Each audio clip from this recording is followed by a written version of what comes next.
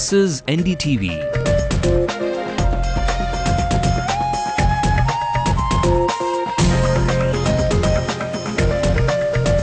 And you're watching Ndtv-Hindu.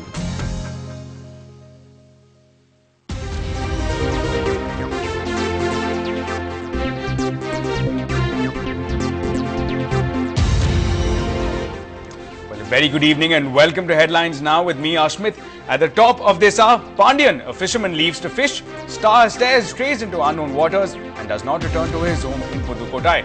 Reports suggest that a Sri Lankan Navy vessel opened fire, but the Lankan envoy has a different story to tell. This even as the State Assembly sees flaring tempers and fierce accusations against the government. The hot potato of the Indo-Lankan ties is back in focus tonight. Meanwhile, speaking of stories and tales, here's a tragic one. A father accused of killing his own son, according to initial reports, kills himself. A tragic tale, one that has left the investigators mystified. Is this suicide note? The father claims that his son too committed suicide, having grown wary of his father's lifestyle choices. But there are many loopholes in this Shakespearean tale. Our crime reporter Salim will be looking to investigate into these latest developments. Welcome back again to Headlines Now. Let's have a look at top stories at this hour. India launches a diplomatic offensive after the Lankan Navy attack. Sri Lanka goes back on the back foot, denies charges.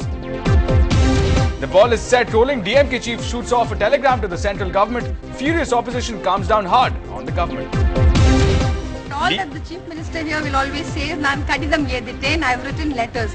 What good are those letters? Nothing is happening. Every day the fishermen are getting killed. Legal notice issued to TTTC chairman and Tamil Mayam managing trustee Jagat Gasper for allegedly carrying Tamil Mayam's name in Chennai Sangamam's ads.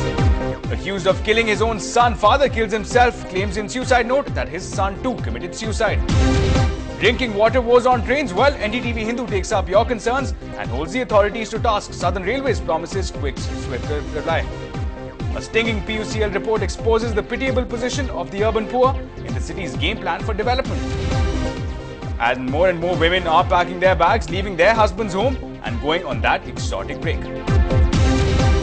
And this Margari, a performance, interprets one of classical works of Tamil literature, the Thirukural. Let's also have a look at developments from across the country. After dodging arrest for almost a month, the BSP MLA accused of raping a Dalit minor has been arrested. Food inflation falls by 1.5%. Finance Minister promises more measures. The Telecom Department moves aggressively to free much needed spectrum. A Jharkhand MLA hands out justice by beating people who he judges are guilty. Mamata Banerjee's show of strength for Singur farmers. She demands land once allocated for the nano plant to be returned back to them. And well, in the top story at this hour, in one development that is likely to wake up a buried ghosts, a Sri Lankan Navy vessel is suspected to have attacked Tamil fishermen. Now, with the State Assembly on the boil and the centre calling on the Lankan High Commissioner, the contentious issue of fishing within maritime boundaries is back in focus tonight. Now, assures to treat those anyways. Now, let's take a look.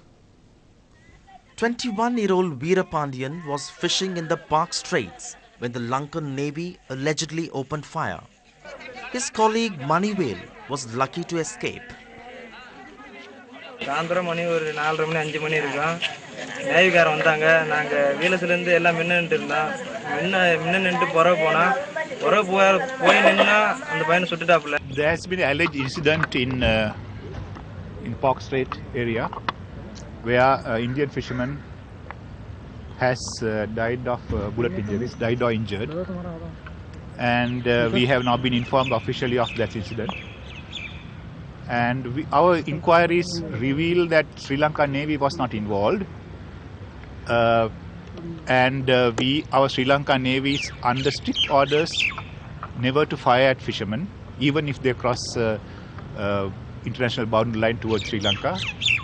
So, since we have officially been informed now by the government of India with regard to incidents, we will still conduct an inquiry to find the veracity of this allegation.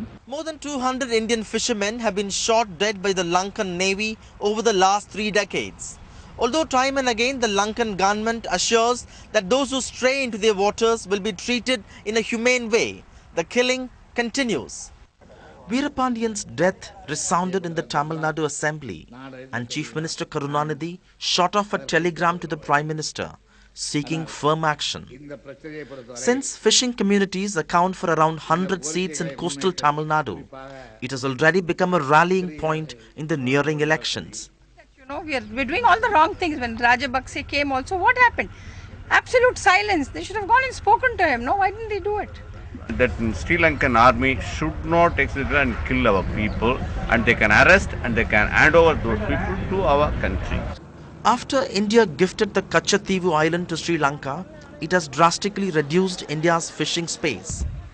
Many fishermen inadvertently stray in, many others trespass to find more fish. Their demand for security in an election year is something the government cannot ignore. With Nidhi Razdan in New Delhi, in Chennai, Sam Daniel, for NDTV.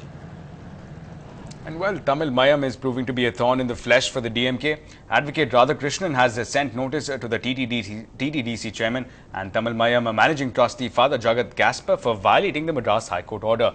Now, the High Court had instructed the government to avoid Tamil Mayam's name in ads for Chennai Sangamam. Radhakrishnan alleges that all the advertisements to popularize Chennai Sangamam carry the name of the NGO. Now, Radhakrishnan had fired various allegations. Radhakrishnan alleged that the government buses running by MTC for Chennai Sangamam display the name of Tamil Mayam. Now, just to remind our viewers that Tamil Mayam, an NGO, was on the CBI scanner and was a part of the CBI statewide raids in connection with the 2G spectrum scam. And while moving ahead in a strange development to a murder case that was reported yesterday, the father suspected to have killed his own 17-year-old child committed suicide today. And in the suicide note, the father insisted that he did not commit murder and that his son too had claimed his own life. Now, the father cited his lifestyle and obsession with liquor as the reason that compelled his son to take this extreme step. Now, for more than that, let's go across to our crime reporter Salim, who's joining us live on the newsroom. Now, Salim, again, a very a tragic tale here, but there are some big loopholes in the story that is being manufactured here. Can you give us more details about, again, the suicide note details and, of course, what that means for investigators in this case? Yeah, Ashmit, 18-year-old Dilip Kumar's postmortem report is out. The police very clearly say that the doctor has given a postmortem report saying that there are no strangulation mark, and hence 18-year-old Dilip Kumar committed suicide. In a similar development today, in fact, in a shocking development, Dilip Kumar's father, who was believed to have murdered Dilip Kumar, committed suicide. He hanged himself from a tree. He has left a suicide note. In a suicide note, Dilip Kumar's father very clearly says that my son didn't like me as I am a drunkard, and he committed suicide, and hence I do not want to live in this world, and even I am committing suicide. So he committed suicide, and his body at the Stanley Government Hospital for postmortem examination. The police say that they have 18-year-old Dilip Kumar's postmortem report in hand, and they are awaiting the postmortem report of Dilip Kumar's father, Ravi. Right, Salim. Thanks for joining us with all those details in this one tragic tale. Let's move ahead now. When malls are in, out go the huts. Do the poor have no place in Chennai? Watch our special report on the other side.